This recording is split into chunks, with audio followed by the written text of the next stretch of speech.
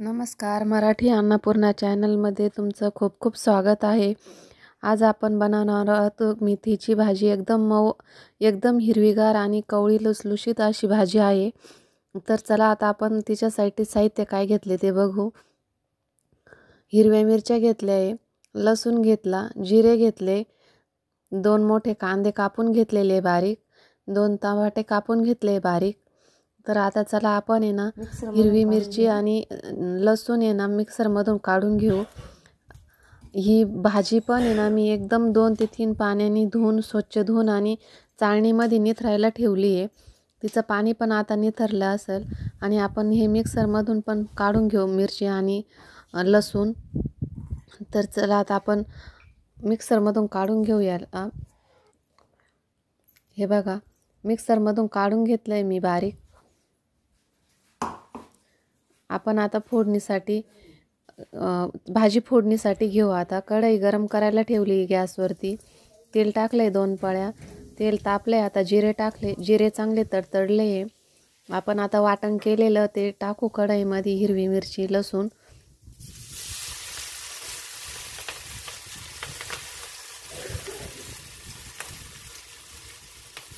हिरवी मिरची आणि लसूण चांगला परतून घेऊ आपण.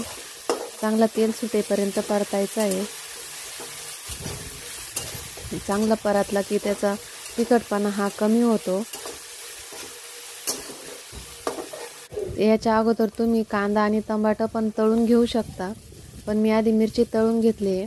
आता मी कांदा परतून घेते त्याच्या मिरचीमध्ये. त्याने ना काय होतं तर का मिरचीचा तिखटपणा आहे ना तो कांद्याला आणि टमॅटोला छान असा मिक्स होऊन जातो. त्यानंतर चवीनुसार मीठ टाकू.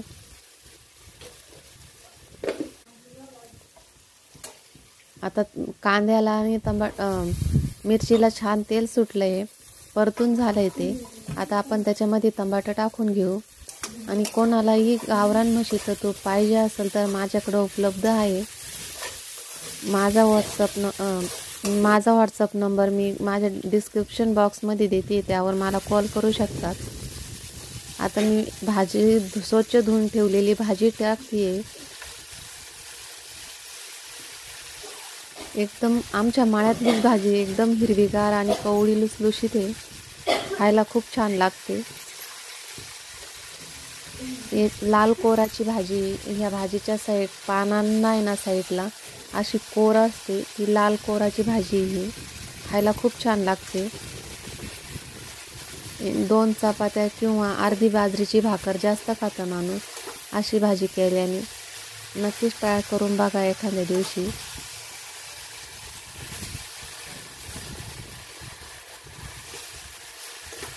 खूप हे बघा, माझी भाजी शिजत आली आहे आता. चांगली परतून झाली. अशाच गावरान रेसिपी पाहण्यासाठी माझ्या चॅनलला लाईक करा, शेअर करा आणि सबस्क्राईब करायला विसरू नका. आणि तुपासाठी ऑर्डर करायला नक्कीच विसरू नका.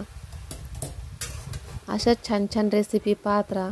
हे बघा, माझी भाजी शिजून झाली आहे. दिसायला खूप छान दिसते आणि खायला बी खूप छान लागते. नक्कीच एकदा करून बघा. धन्यवाद.